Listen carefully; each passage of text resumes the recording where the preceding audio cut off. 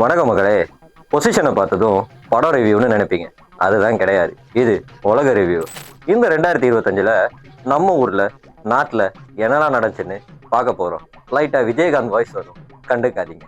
முதலாவதா உலக மகா பெரிய மனுஷன் அமெரிக்கா கிட்ட இருந்து ஆரம்பிப்போமா?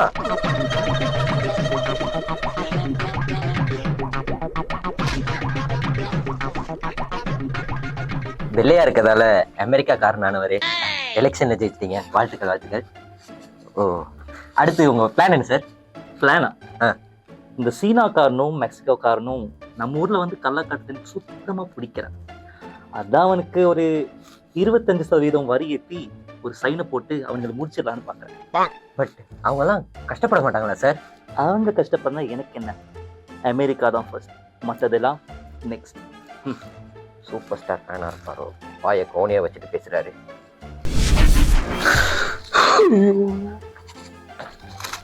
சார் யார் சார் நீங்க? அழுற மாதிரி நடிக்கிறீங்க. அதை கேட்காதீங்க சார். அப்ப வேற எது சார் கேக்குறது? அவன் வரி ஏத்தி விட்டு போயிட்டான். எங்க ஊர்ல இருக்க கம்பெனி எல்லாம் மூடிட்டாங்க சார். அவன் வரி ஏத்திட்டான். நான் ஆளுகள் எல்லாம் வண்டியில ஏத்தி அனுப்பிட்டேன். அமெரிக்கா எல்லையில போயிட்டு அழுவாங்கல்ல, அதை பார்த்தா சும்மா செருங்குவாருன்னு நினைக்கிறேன்.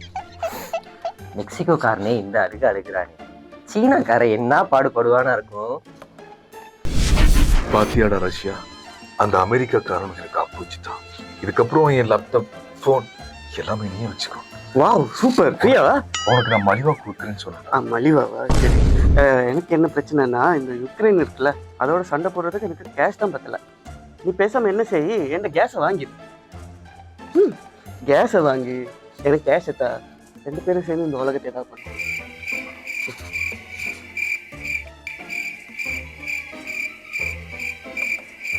சீனா கிட்ட காசு வாங்கினதுல இருந்து திடீர்னு பெரிய ஆளான பிரதீப் ரங்கநாதன் மாதிரியே பண்ணிக்கிட்டு இருக்க ரஷ்யா அடுத்ததா யாரை வச்சு செய்வாங்களா இருக்கும்?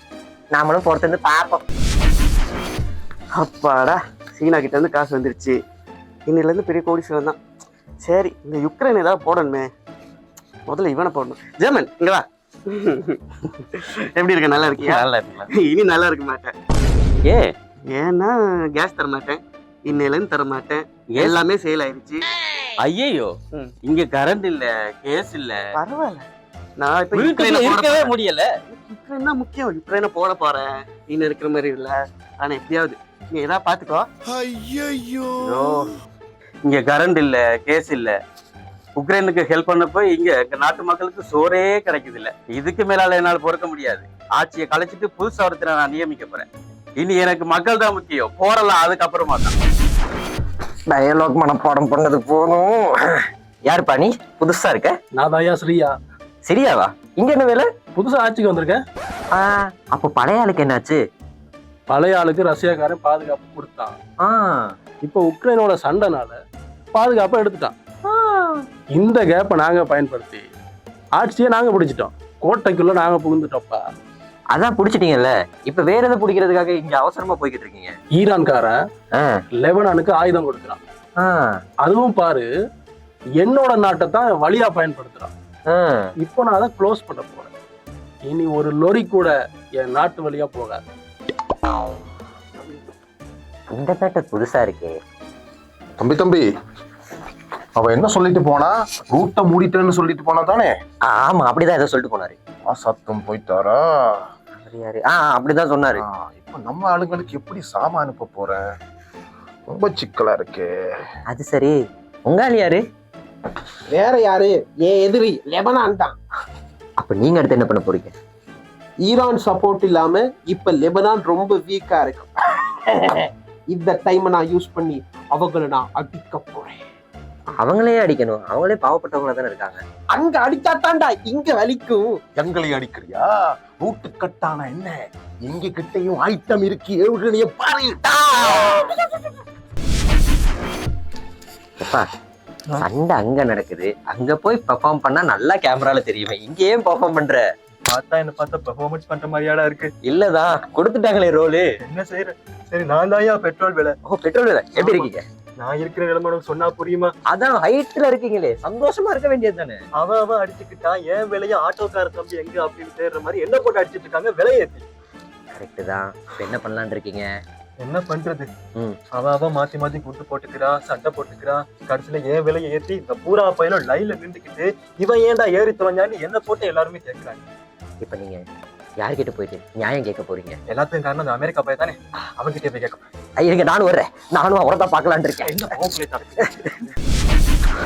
எந்த சாரு மெக்சிகோ சீனா மேலாம் எவ்வளவு கெத்தா வரிய போட்டீங்க. இப்ப பாருங்க பெட்ரோல் விலை உங்க சட்டை காலரை பிடிச்சு ஆட்டி கொண்டு இருக்கல. இப்படி நடப்பு யாரு தம்பி கண்டா? நானும் ஏதோ கெத்தான் மாத்திட்டேன். பெட்ரோல் விலை எழுச்சுன்னா அந்த ஊர்க்காரங்க நம்மள வெளியே அனுப்பிடுவாய். சீனா தம்பி நீ வாடா நீ கொஞ்சம் போட அந்த வரி மாற்றத்துல அது சும்மா விளையாட்டு கூட்டினேன். நீ அது கொஞ்சம் பார்த்து குறைச்சனா நாங்க 2 பேரும் சேர்ந்து கண்டினியூஸா பிசினஸ் பண்ணலாம். அழாதையா, இவா நம்ம தவளை சொல்லு.